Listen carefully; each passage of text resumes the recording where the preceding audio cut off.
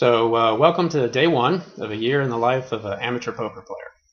Day one found me playing in one of two local bar leagues that I belong to.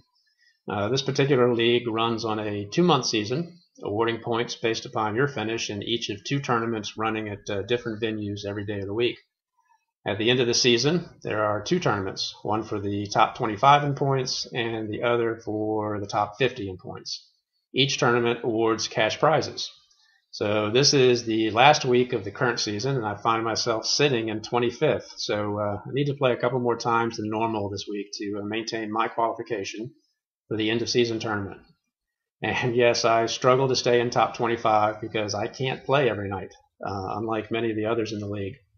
The points leader, for example, has played in 82 tournaments this season.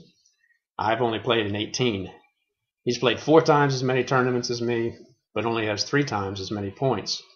He's got 5 first-place finishes in his 82 tournaments. I have 4 in my 18.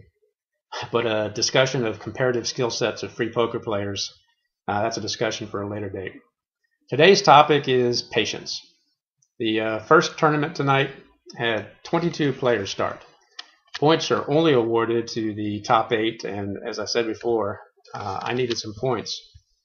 Free poker is a challenge, because the concept of free poker to most people means it doesn't matter how or what they play.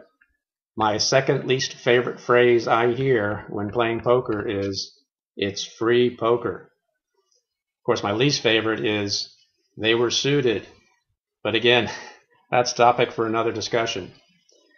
The one virtue I take from free poker is the ability to develop the patience needed to outlast the early blind levels in a cash tournament, where you see a lot of the same free poker style from some players, particularly when rebuys are allowed. Here's a great example of poker patience. I found myself needing to make a critical decision with about 15 players left in the tournament. Remember, I have to finish at least 8th to earn points. A new player to the league, never played with him before, makes a pre-flop raise from the big blind. I had previously limped in with ace-6 suited, so I call his raise. Flop comes 6-6-4. I hit trips. The raiser makes a continuation bet. I smooth call him. The turn comes 5, and the raiser shoves all in. Now, as I said, he was a new player, and I had limited intelligence to go on. He had only made one previous pre-flop raise. In that instance, he also continued on the flop and the turn, only to back off on the river and ended up showing a 3-4 offsuit.